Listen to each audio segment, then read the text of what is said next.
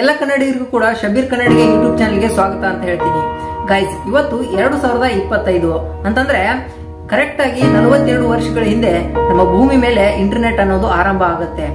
ಅಷ್ಟೇ ಅಲ್ಲ, ಕರೆಕ್ಟ್ ಆಗಿ 52 ವರ್ಷಗಳ ಹಿಂದೆ ನಮ್ಮ ಭೂಮಿ ಮೇಲೆ ಮೊಬೈಲ್ ಅನ್ನೋದು ಸ್ಟಾರ್ಟ್ ಆಗುತ್ತೆ. ಅಂತಂದ್ರೆ 52 ವರ್ಷಗಳ ಹಿಂದೆ ನಮ್ಮ ಭೂಮಿ ಮೇಲೆ ಮೊಬೈಲ್ ಅನ್ನೋದನ್ನ ಬಳಕೆ ಮಾಡೋದಕ್ಕೆ ಸ್ಟಾರ್ಟ್ ಮಾಡ್ತೀವಿ. ಅಂತಂದ್ರೆ 1973ರಲ್ಲಿ ಭೂಮಿ ಮೇಲೆ ಮೊಬೈಲ್ ಅನ್ನ ಬಳಸೋದಕ್ಕೆ ಸ್ಟಾರ್ಟ್ ಮಾಡ್ತೀವಿ. ಅಷ್ಟೇ ಅಲ್ಲದೆ 1983ರಲ್ಲಿ ಕರೆಕ್ಟ್ ಆಗಿ ಜನವರಿಯಲ್ಲಿ ಇಂಟರ್ನೆಟ್ ಅನ್ನೋದನ್ನ ಬಳಕೆ ಸ್ಟಾರ್ಟ್ ಆಗುತ್ತೆ.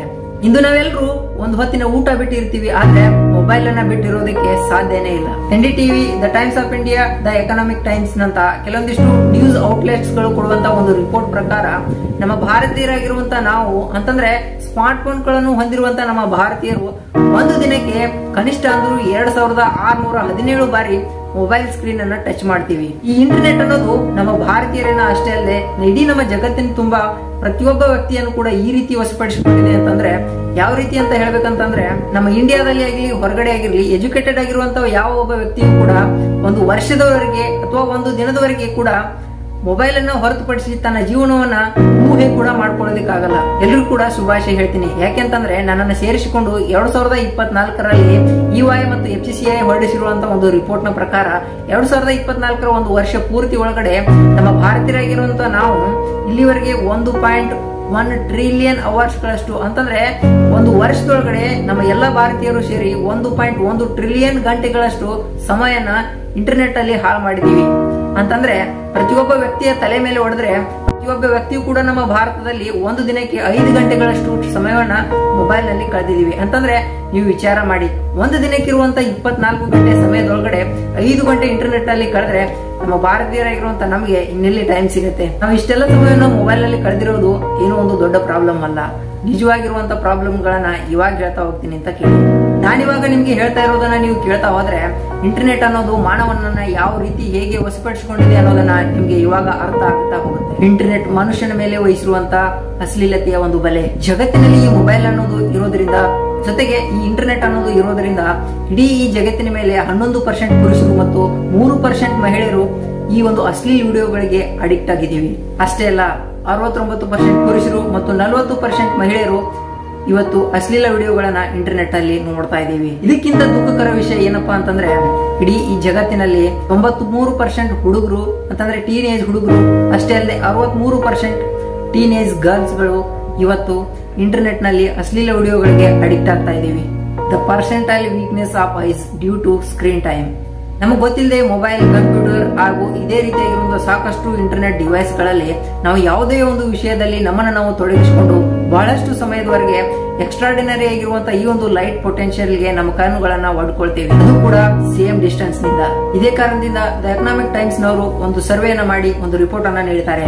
ನಮ್ಮ ಭಾರತದಲ್ಲಿ ಇಲ್ಲಿವರೆಗೆ ಸಾಕಷ್ಟು ಜನರು ಅಂತಂದ್ರೆ ಮೊಬೈಲ್, ಕಂಪ್ಯೂಟರ್ ನಂತ ಕೆಲವೊಂದಿಷ್ಟು ಇಂಟರ್ನೆಟ್ ಡಿವೈಸ್ ಗಳನ್ನ ನೋಡಿ 27.5 ಕೋಟಿ ಜನರು ತಮ್ಮ ಕಣ್ಣುಗಳನ್ನ ಈ ಒಂದು ಇಂಟರ್ನೆಟ್ ಡಿವೈಸ್ ಗಳಿಂದ ಕಳ್ಕೊಂಡಿದ್ದಾರೆ. ಈ ರೀತಿ ಹೇಳ್ತಾ ಹೋದ್ರೆ ತುಂಬಾನೇ ಇದೆ. ನಮಗೇನ್ ಬೇಕೋ ಅದನ್ನ ತಟ್ ಅಂತ ಕಣ್ಮುಂದೆ ಇಡುತ್ತಿರುವಂತ ಈ ಒಂದು ಇಂಟರ್ನೆಟ್ ಡಿವೈಸ್ ಗಳು ನಮ್ಮನ್ನ ಯಾವ ರೀತಿ ವಶಪಡಿಸಿಕೊಂಡಿದ್ದಾವೆ ಅಂತಂದ್ರೆ ನಮಗ್ ಗೊತ್ತಿಲ್ಲದೆ ನಾವೆಲ್ಲರೂ ಕೂಡ ಇವುಗಳಿಗೆ ಅಡಿಕ್ಟ್ ಆಗ್ತಾ ಇದೀವಿ. ಇದರಿಂದ ನಾವೆಲ್ಲರೂ ಹೊರಗಡೆ ಬರಲೇಬೇಕು. ಅದಕ್ಕಾಗಿ ಕೊನೆಯದಾಗಿ ನಾನು ನಿಮ್ಗೆಲ್ರಿಗೂ ಕೂಡ ಮೊಬೈಲ್ ಅಡಿಕ್ಷನ್ ಇಂದ ಸ್ವಲ್ಪ ಹೊರಗೆ ಬರೋದಕ್ಕೆ ಸಲುವಾಗಿ ಕೆಲವೊಂದಿಷ್ಟು ರೂಲ್ಸ್ ಗಳನ್ನ ಅಂತಂದ್ರೆ ಕೆಲವೊಂದಿಷ್ಟು ಟಿಪ್ಸ್ ಗಳನ್ನ ನೀಡ್ತೀನಿ. ಸೊ ಹೀಗಾಗಿ ನೀವು ಕೂಡ ಮೊಬೈಲ್ ಅಡಿಕ್ಷನ್ ಇಂದ ಅಥವಾ ಲ್ಯಾಪ್ಟಾಪ್ ನಂತ ಕೆಲವೊಂದಿಷ್ಟು ಇಂಟರ್ನೆಟ್ ಡಿವೈಸ್ ಗಳಿಗೆ ಆಗಿರುವಂತಹ ಒಂದು ಅಡಿಕ್ಷನ್ ಇಂದ ಹೊರಗಡೆ ಬರೋದ್ರ ಸಲುವಾಗಿ ಈ ರೂಲ್ಸ್ ಗಳನ್ನ ಫಾಲೋ ಮಾಡೋದು ತುಂಬಾನೇ ಅವಶ್ಯಕತೆವಾಗಿರುತ್ತೆ. Rule number 1, 20 rule.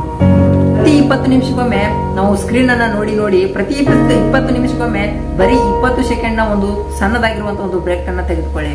ಆ ಒಂದು 20 ಸೆಕೆಂಡ್ ನಲ್ಲಿ 20 ಮೀಟರ್ ಅಷ್ಟು ದೂರದಲ್ಲಿ ಇರುವಂತಹ ಒಂದು ವಸ್ತುಗಳನ್ನ ನೋಡಿ. ಇದರಿಂದ ನೀವು ನಿಮ್ಮ ಕಣ್ಣಿಗೆ ಆಗುವಂತ ಸ್ಟ್ರೆಸ್ ಅನ್ನ, ಐ ಡ್ರೈನೆಸ್ ಅನ್ನ, ಅಷ್ಟೇ ಅಲ್ಲದೆ ನಿಮ್ಮ ಕಣ್ಣಿಗೆ ಆಗುವಂತ ಕೆಲವೊಂದಿಷ್ಟು ಬೈನಾಕ್ಯುಲರ್ ಪ್ರಾಬ್ಲಮ್ ಗಳನ್ನ ದೂರ ಮಾಡಬಹುದು. Rule number 2, hiding.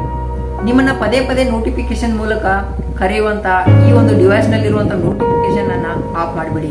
ಯಾವುದೇ ಅನುಕೂಲ ಇಲ್ಲದಿರುವಂತಹ ಕೆಲವೊಂದಿಷ್ಟು ಆಪ್ ಗಳನ್ನ ನಿಮ್ಮ ಮೊಬೈಲ್ ನಿಂದ ಡಿಲೀಟ್ ಮಾಡಿಬಿಡಿ. ಜೊತೆಗೆ ಕೆಲವೊಂದಿಷ್ಟು ಗೇಮಿಂಗ್ ಆಪ್ ಗಳು ಕೂಡ. ಯಾಕಪ್ಪ ಅಂತಂದ್ರೆ ನಮ್ಮ ಭಾರತದಲ್ಲಿ ಸಾಕಷ್ಟು ಜನರು ಅವಶ್ಯಕತೆ ಇರುವಂತಹ ವಿಷಯಗಳನ್ನು ಹೊರತುಪಡಿಸಿ ಈ ಗೇಮಿಂಗು, ಅನವಶ್ಯಕವಾಗಿರುವಂತಹ ಕೆಲವೊಂದಿಷ್ಟು ಇಂಟರ್ನೆಟ್ ಅಲ್ಲಿ ಅವೈಲೇಬಲ್ ಇರುವಂತಹ ಆಪ್ ಗಳಲ್ಲಿ ತಮ್ಮ ಸಮಯವನ್ನು ಕಳೆದು ತಮ್ಮ ಕಣ್ಣುಗಳನ್ನ ಹಾಳು ಮಾಡ್ಕೊಳ್ತಾ ಇದೀವಿ. ಸೊ ಹಿಂಗಾಗಿ ಅನವಶ್ಯಕವಾಗಿರುವಂತಹ ಕೆಲವೊಂದಿಷ್ಟು ಆ್ಯಪ್ಗಳನ್ನಾಗಿರ್ಬೋದು, ಈ ಗೇಮಿಂಗ್ ಆ್ಯಪ್ಗಳನ್ನ ಮೊದಲಿಗೆ ಡಿಲೀಟ್ ಮಾಡಿ ಅಂತಂದ್ರೆ ಅನ್ಇನ್ಸ್ಟಾಲ್ ಮಾಡಿ ತೆಗೆದುಬಿಡಿ.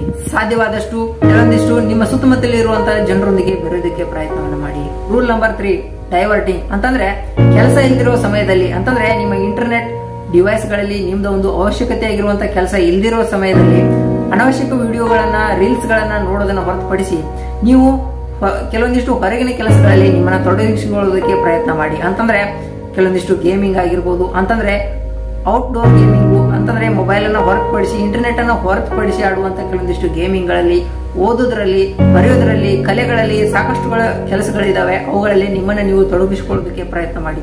ಅಟ್ಲೀಸ್ಟ್ ಯಾವ ಕೆಲಸಗಳು ಬೇಡ ಅಂತಂದ್ರು ನಿಮ್ಮ ಮನೆ ಮುಂದಿರುವಂತ ಅಂಗಳವನ್ನ ಕ್ಲೀನ್ ಮಾಡೋದಕ್ಕಾದ್ರೂ ತೊಡಗಿಕೊಳ್ಳಿ, ಇಲ್ಲದೇ ಇದ್ರೆ ನಿಮ್ಮ ರೂಮ್ ಅನ್ನ ಕ್ಲೀನ್ ಮಾಡೋದಕ್ಕಾದ್ರೂ ತೊಡಗಿಕೊಳ್ಳಿ. ಒಟ್ಟಾರೆಯಾಗಿ ನಾನು ನಿಮ್ಗೆ ಹೇಳೋದು ಒಂದೇ, ಏನು ಅಂತಂದ್ರೆ ನಮ್ಮೆಲ್ಲರೂ ಕೂಡ ಬಲೆಗೆ ಬೀಳಿಸ್ಕೊಂಡಿರುವಂತ ಈ ಒಂದು ಇಂಟರ್ನೆಟ್ ಅನ್ನಿಂದ ನಾವೆಲ್ಲರೂ ಕೂಡ ದೂರ ಉಳಿದು ನಮ್ಮ ಕಣ್ಣಿನ ಆರೋಗ್ಯ, ದುಡ್ಡು, ಹಣ, ಆಸ್ತಿ, ಅಂತಸ್ತು ಎಲ್ಲವನ್ನು ಉಳಿಸಿಕೊಂಡು ಆರೋಗ್ಯವಾಗಿ ಬದುಕೋಣ ಅಂತ ಹೇಳ್ತಾ ಇವತ್ತಿನ ಈ ಒಂದು ವಿಡಿಯೋನ ಇಲ್ಲಿಗೆ ಮುಗಿಸ್ತಾ ಇದ್ದೀನಿ. ಸೊ ಈ ವಿಡಿಯೋದಿಂದ ನೀವು ಮೊಬೈಲ್ ಅಥವಾ ಇಂಟರ್ನೆಟ್ ಡಿವೈಸ್ ಗಳಿಂದ ಆಗುವಂತಹ ಕೆಲವೊಂದಿಷ್ಟು ಪರಿಣಾಮಗಳನ್ನ ತಿಳಿದುಕೊಂಡಿದ್ದೀರಿ, ಜೊತೆಗೆ ಅಡಿಕ್ಷನ್ ಇಂದ ಸ್ವಲ್ಪ ದೂರ ಹೋಗ್ತೀರಿ ಅಂತ ಅನ್ಕೊಂಡಿದ್ದೀನಿ. ಸೊ ಹಿಂಗಾಗಿ ಈ ಒಂದು ವಿಡಿಯೋ ನಿಮ್ಗೆ ಏನಾದರೂ ಪ್ರಯೋಜನ ಆಗಿದ್ರೆ ಈ ವಿಡಿಯೋಗೆ ಲೈಕ್, ಶೇರ್ ಮತ್ತು ಸಬ್ಸ್ಕ್ರೈಬ್ ಅನ್ನ ಮಾಡೋದು ಮರಿಬೇಡಿ. ಇದೇ ರೀತಿಯಾಗಿರುವಂತಹ ಮತ್ತೊಂದು ವಿಡಿಯೋನ ತೆಗೆದುಕೊಂಡು ಮುಂದಿನ ವಿಡಿಯೋದಲ್ಲಿ ಮತ್ತೆ ಬರ್ತೀನಿ ಅಂತ ಹೇಳ್ತಾ ಇವತ್ತಿನ ಈ ಒಂದು ವಿಡಿಯೋನ ಇಲ್ಲಿಗೆ ಮುಗಿಸ್ತಾ ಇದ್ದೀನಿ. ಎಲ್ರಿಗೂ ಕೂಡ ಜೈ ಹಿಂದ್, ಜೈ ಭಾರತ್.